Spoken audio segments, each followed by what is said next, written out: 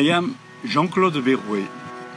I am pleased to introduce this regional Argentine Malbec tasting guide by 5 of the top world's master sommelier and master of wine. Doug Frost, Rebecca Feynman, Case Golden, Brian Kozial, Evan Goldston. Each of them will focus on one of the 5 different growing areas from southern region to the northeast region, offering their knowledge. I have been working in Argentina for 8 years. I discovered a great diversity of terroir. Thank you for joining us and please enjoy the tasting.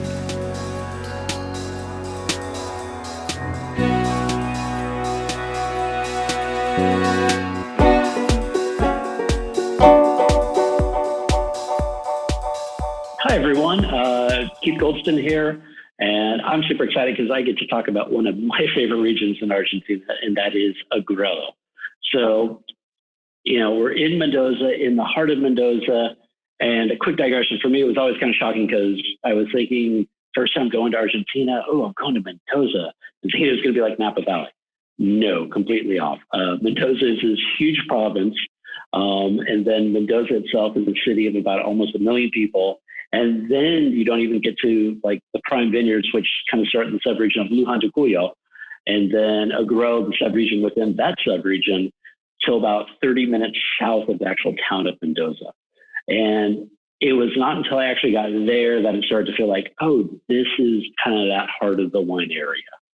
So when you just say Mendoza, realize it is a huge place. So when we are now starting to talk about these like subregions, Lujan to Cuyo, Agrelo, Valle de Uco, which on this another side note is actually pretty huge in itself.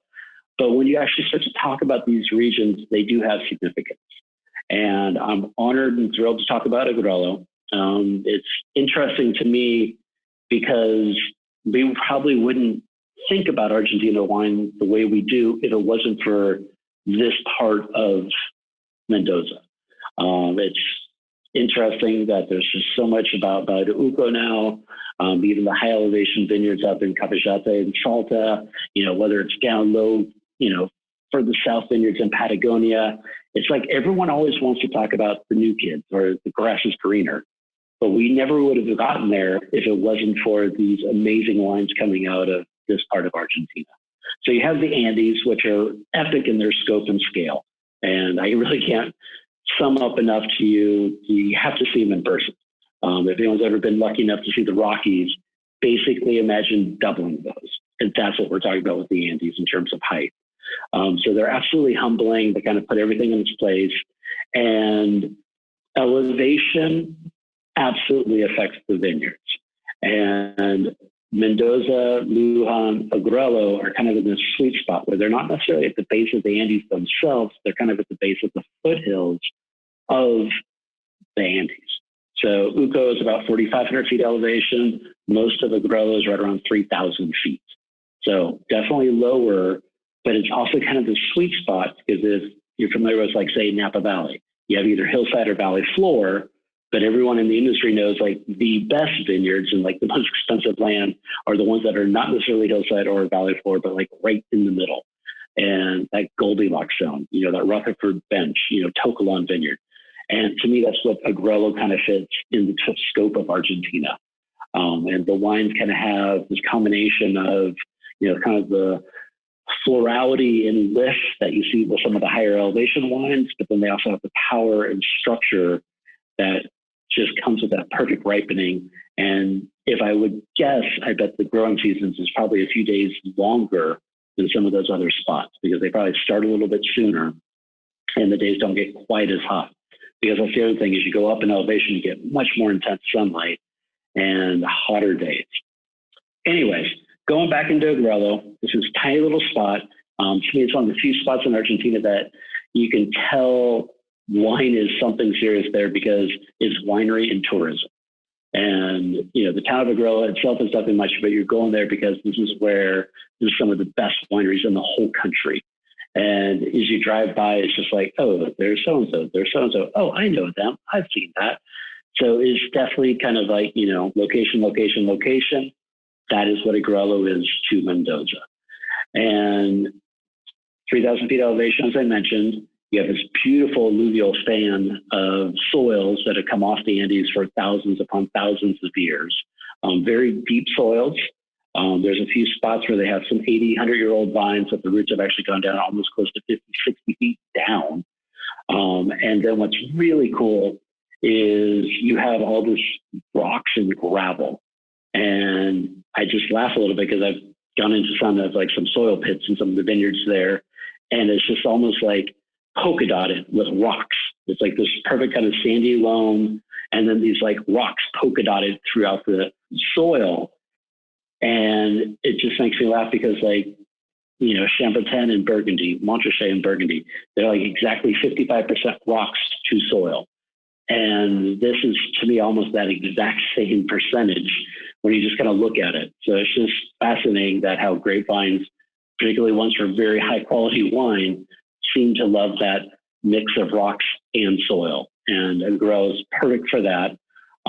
It's also super easy to grow grapes here. You get almost 350 days of sunlight every year. Hardly any rain, so you don't have to worry about pests, mold, fungus, any of that. And you have the wind blowing almost daily coming down off the Andes. So it's just this perfect nirvana to do grapes really, really well.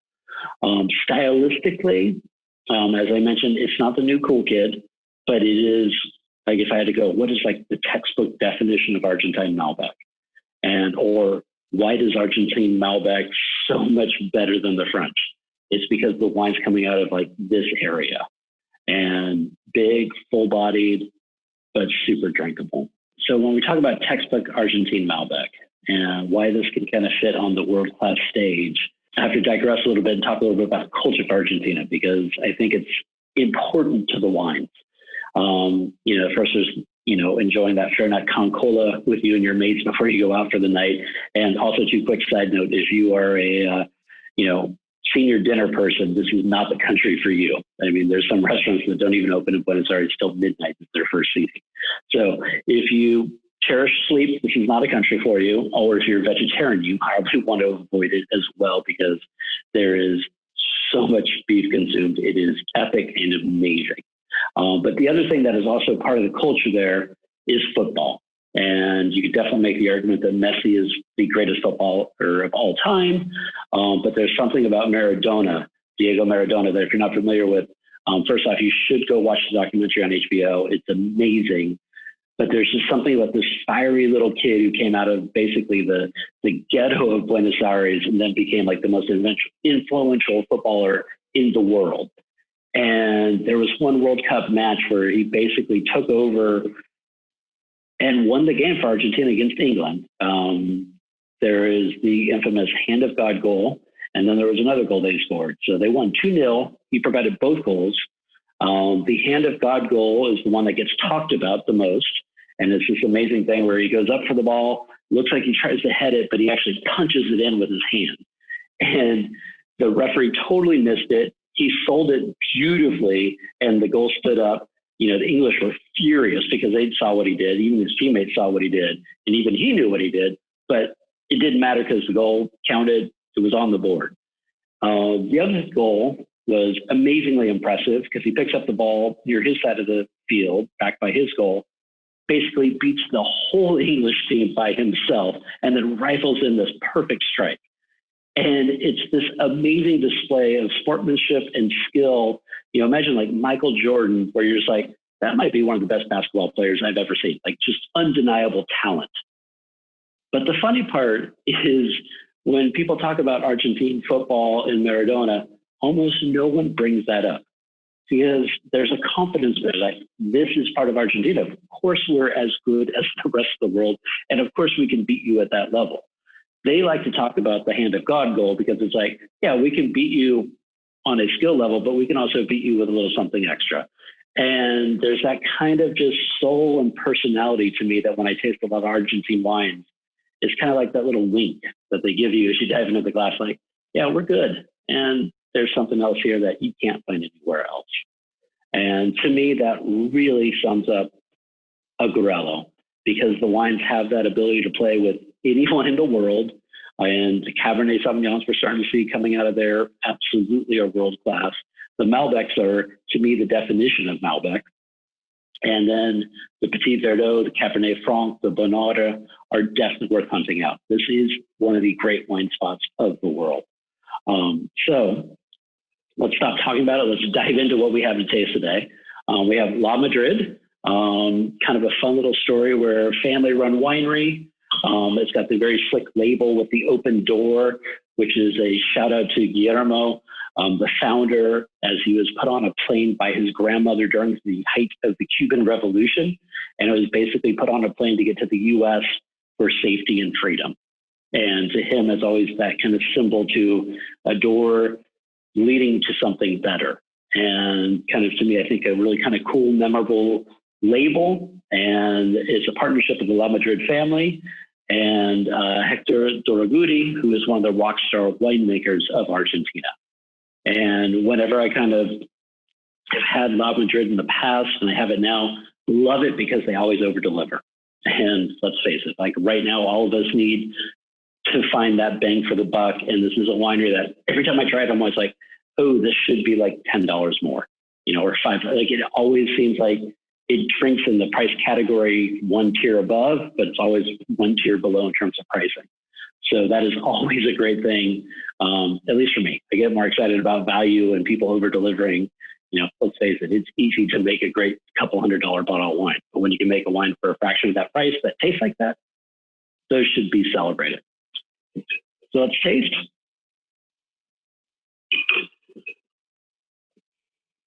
And right off the gate, just that kind of beautiful lifted kind of candied violets, that kind of just hint at you, wink at you, kind of like, hey, what are you doing tonight? Let's go check this out. And then underneath that, I hear Doug in my head going, find your three fruits, and I've got for the few. So with the fruits, like that kind of blue plum that comes out, blackberries, like but on the vine, not quite ready to pick. And then this kind of wonderful red, kind of white, almost Rainier cherry thing that pops off. And then wood, kind of the cinnamon cardamom thing that shows through, but very subtle, really well integrated. To me, oak is a lot like a chef with garlic. Like a little can go a long way. And there's a point where you can go, whoa, too much garlic. Or salt. And then there's kind of this cool, to me, it's almost oregano tarragon thing kind of going on in terms of just like light lifted green herbal thing. Onto the palate.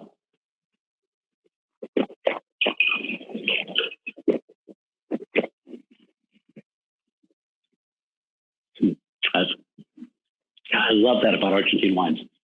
Like on the nose, it smells like it's going to be really big and huge, fruit forward, crushing.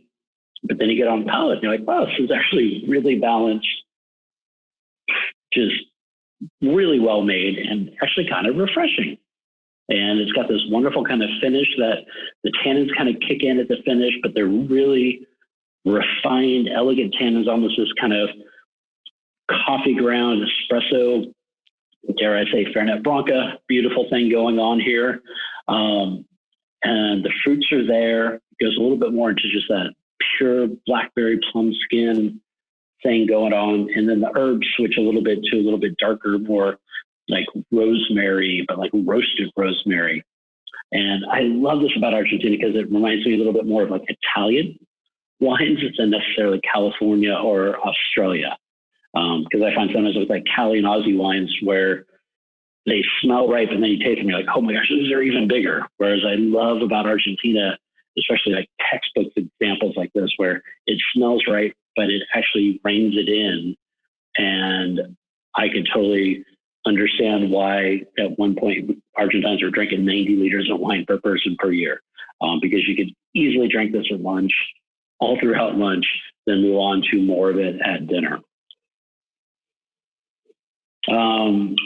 And then just perfect drinking time right now. This is the 2013 Gran Reserva single vineyard that we're drinking. It's ready to go right now. This could easily age another 10 years if you want it to, but why? It's absolutely perfect now. And, a lot of times I get asked, like, when's the best time to drink a wine? How long should I age it? It's like, open the bottle, taste it, and if it's good, then that's the right time. If you're lucky enough to buy wines by the case and it doesn't quite seem right, give it another 6 months. But this is something right now I feel very comfortable drinking at dinner. Doesn't even really need to be decanted. It's just really crushable as it is. So I hope everyone gets a chance to enjoy a bottle, go visit Agrelo, go visit Argentina. It's one of those spots that once you get down there, experience the culture, get humbled by the Andes, it is an absolute magical place. And you can easily spend weeks, months down there. It is huge. One of my favorite facts was that if you took Argentina as a country, flattened it out, there's more land than the whole continent of Australia. So get down there, go see it. There's a lot to explore, especially starting with the beautiful wines of Agrelo. Cheers.